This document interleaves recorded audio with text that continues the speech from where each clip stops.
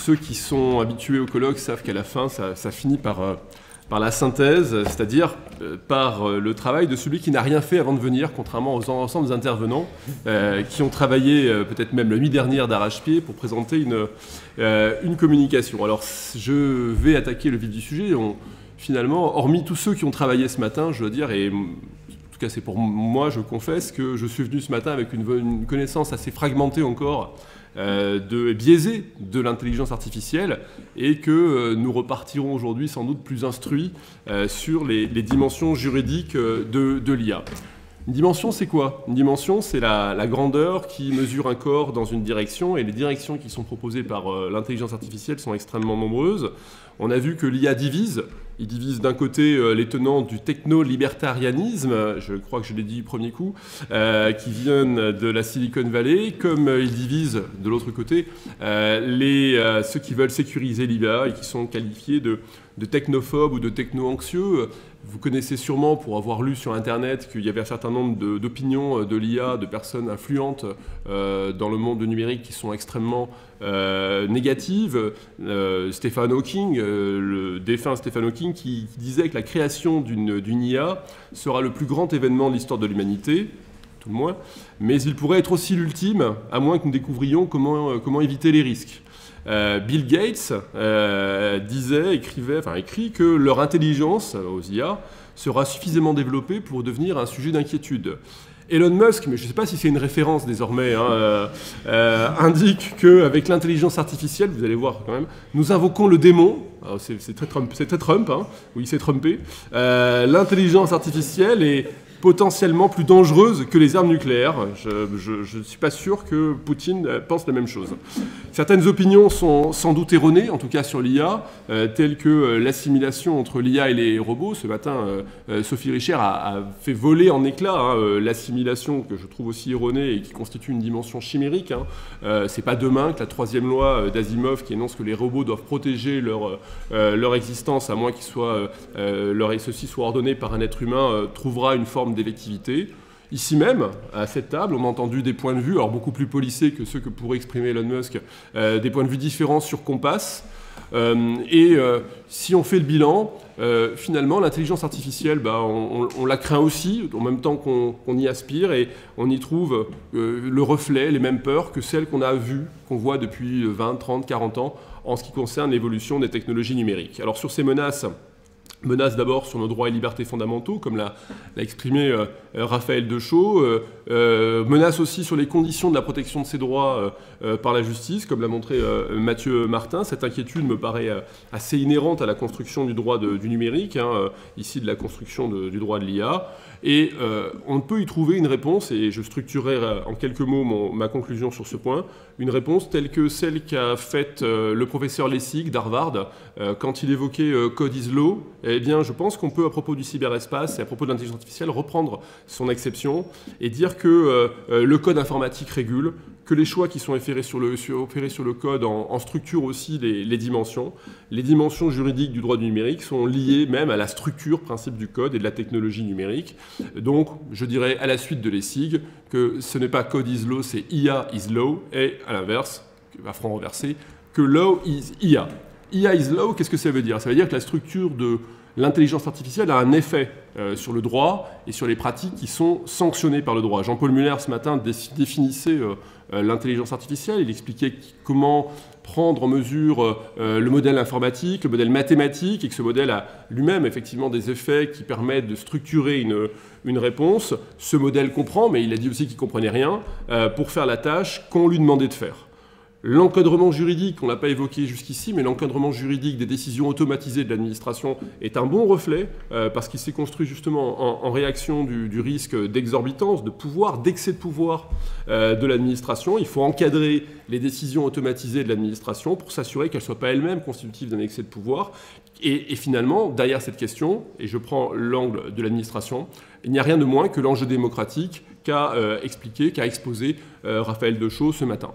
Cette préoccupation, d'ailleurs, a été à l'origine, on l'a dit de manière rapide, à l'origine de la législation française sur les données personnelles, et on peut s'interroger, est-ce que finalement cet exemple n'est pas lui-même extensif à la législation à venir en matière d'intelligence artificielle, parce que l'intelligence artificielle présente effectivement l'avantage d'appliquer un certain nombre d'activités. En matière d'IA, le principe IA is law, c'est qu'il y a une implémentation des formules mathématiques dans les pratiques juridiques. Warren Azoulay nous a montré que le cyber était particulièrement lucratif. On a eu tout à l'heure des tarifs des activités cybercriminelles en donnant ces tarifs de comportement cyber répréhensibles.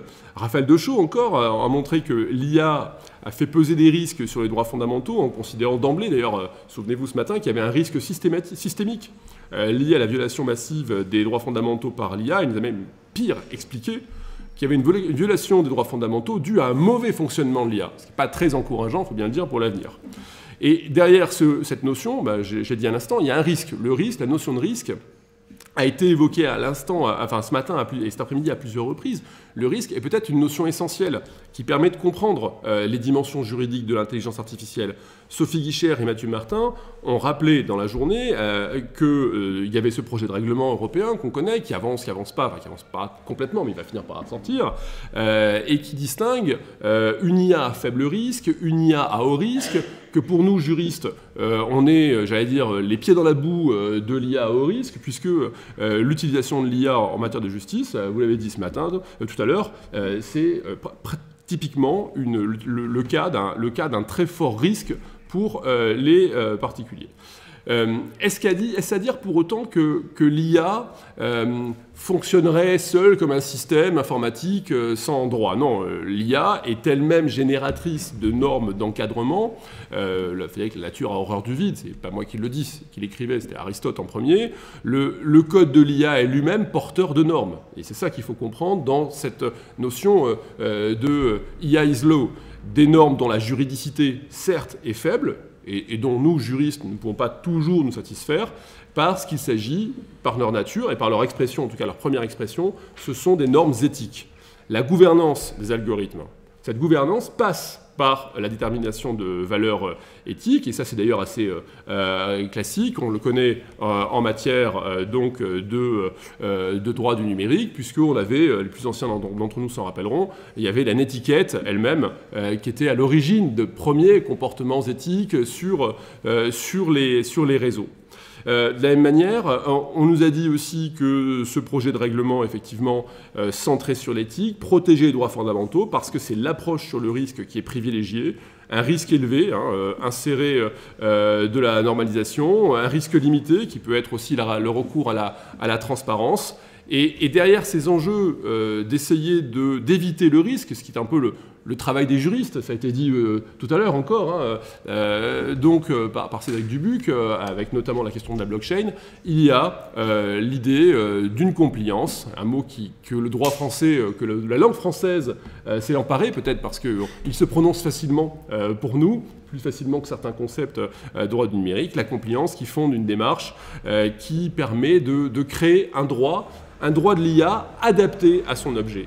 Et donc c'est ainsi qu'à front renversé, si vous avez d'un côté jusqu'ici un droit de l'IA qui fait par sa structure, qui fait le droit, en réalité le droit doit faire de l'IA, et c'est un appel à la juridicité bien sûr auquel que je forme ici, parce que c'est la garantie pour nous de nos droits. Alors en raison de l'impact de la structure sur l'IA sur les pratiques juridiques, la réaction juridique aux dimensions technologiques de l'IA, c'est la dimension de régulation.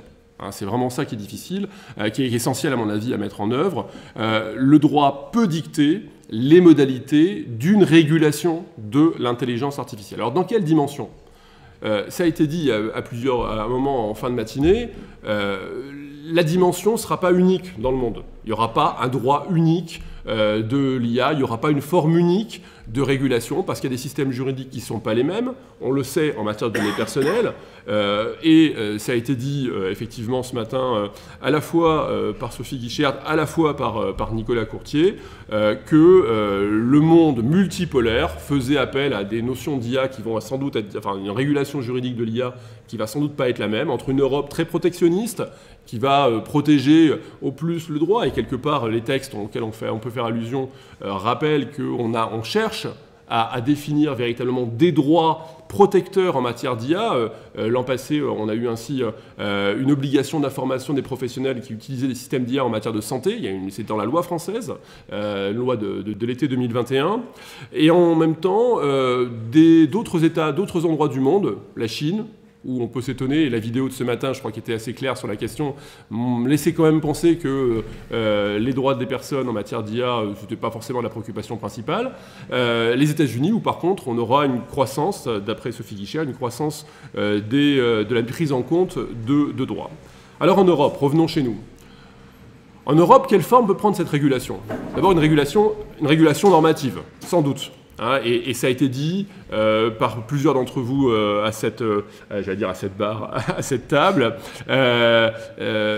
Il y a une véritable effervescence normative autour du projet de règlement européen, autour de la proposition de directive sur la responsabilité, aussi pour l'an prochain en matière d'assurance, sans que les autres textes trouvent à disparaître. Une régulation normative qui peut se situer d'ailleurs véritablement sur le code, c'est-à-dire qu'on va avoir une régulation sur la conception de l'algorithme, avec notamment par exemple la neutralisation de certains biais, avec les difficultés qu'on peut avoir, et jusqu'où on va neutraliser des biais, est-ce qu'on ne va pas, en neutralisant des biais, en créer d'autres, avec des biais négatifs, ça c'est une vraie difficulté. Avec aussi une régulation qui va porter sur la question du développement et de la certification de l'algorithme. On l'a vu, je parlais tout à l'heure des autres décisions automatisées de l'administration, l'algorithme de Parcoursup, eh bien, il est certifié, il est développé parce qu'on a imposé une obligation de transparence de l'algorithme. On sait que tous les opérateurs n'ont pas cette obligation de transparence. On imagine mal que Google soit transparent sur les éléments de son algorithme, évidemment, parce que c'est ce qui fait sa fortune. Donc on voit qu'il peut y avoir, d'un point de vue normatif, de vrais avantages à réguler. Du point de vue normatif, du point de vue contractuel, ensuite, c'est peut-être une seconde forme de régulation. Les algorithmes permettent, on le sait, de personnaliser les offres contractuelles aux consommateurs. Je crois que la question des cookies, par exemple, qui nous préoccupe quotidiennement, à tout moment, lorsqu'on se connecte, montre bien que derrière, il y a des algorithmes qui veulent nous faire consommer. En matière contractuelle encore, la question des smart contracts et de ce qu'on met dans les smart contracts montre bien que l'algorithme, en réalité, essaie de profiler si je puis dire, l'exécution du contrat à l'objet même du contrat et plus largement même aux modalités d'exécution du contrat. Donc on a véritablement l'idée que tout le contrat, désormais toute la chaîne contractuelle est façonnée par le code et on a, donc on le voit bien, des formes de régulation parce que dans le cas de la norme, c'est évidemment l'État, en tout cas dans une approche française ou européenne. Dans le cas du contrat, ce sont les parties qui décideront ce qui relève de la régulation. Et cet aller-retour qui existe entre d'un côté la régulation, de l'autre le code, aboutit à des services nouveaux. Le cas de doctrine a été montré, à mon avis, vraiment avec brio tout à l'heure par Pauline Chavaillard, qui a montré véritablement l'impact du droit sur le code. Et puis, on peut aller plus loin. C'est le cas de toutes les pratiques qui sont initiées par les legal tech. Alors, au terme de ces éléments, je ne promets jamais d'être trop long, mais j'essaie de ne pas l'être. Toute la difficulté qui se présente pour ces pratiques, c'est que, bien sûr, les professionnels du droit doivent essayer de s'emparer par ces nouvelles opérations des conditions dans lesquelles l'intelligence artificielle va pouvoir leur permettre de réaliser. Et les professionnels du droit, rappelé tout à l'heure par Cédric Dubuc, mais les avocats aussi, sont en première ligne pour essayer de donner des réponses. Et c'est finalement tout l'enjeu qui est pour vous, qui est pour nous, pour vous aussi, qui êtes plus jeunes, qui êtes étudiants devant votre carrière. L'IA est, à mon avis, mais j'ouvre une porte ouverte peut-être, je retrouve une porte. L'IA, c'est le RGPD de demain en termes de régulation, en termes d'avancée. À titre personnel, je fais une parenthèse, je suis en train de faire une très grosse pression auprès d'un de mes collègues en droit du numérique pour qu'il y ait un cours de droit de l'IA d'ici 1 an et demi à la fac. Et puis, j'espère que voilà, cette journée vous aura été utile. Il faut conclure. à cette heure avancée, le soleil y couche, effectivement, je ne serai pas lyrique, mais à cette heure avancée du jour, en cette heure avancée de la semaine, j'espère que vous avez trouvé véritablement ce que vous espériez dans cette soirée, dans cette journée, et vous pouvez après reprendre votre vie normale. Je vous remercie.